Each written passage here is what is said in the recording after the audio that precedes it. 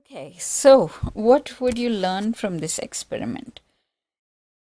Some of the things about indicators, how they work, all right? So you found out they're highly colored dyes and they have these contrasting sharp color changes in solutions depending on the acidity or the basicity of that solution, all right?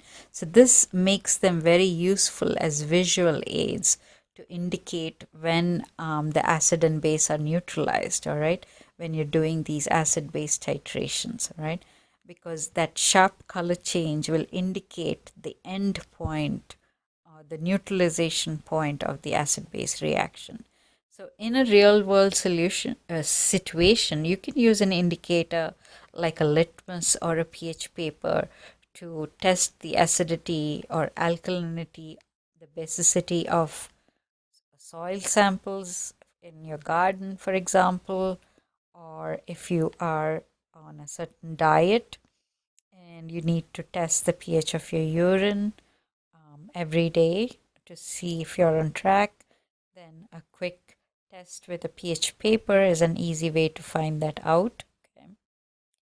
Um, Indicators can be used to test swimming pools to see if the water is safe, all right, as when the lifeguard uses pool tests, all right.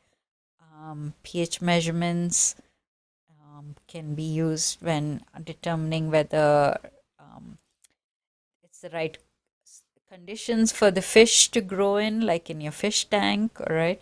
pH measurements are definitely used to test the pH of blood because any lowering of pH below 7.35 indicates a condition called as acidosis, or an increase of pH above 7.45 indicates a condition called as alkalosis. All right.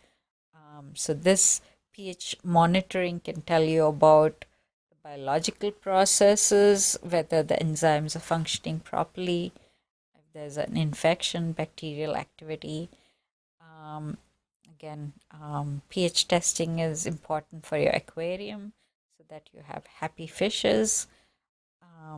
And then also pH is done on lakes and ponds and other samples which could be susceptible to acid rain, right?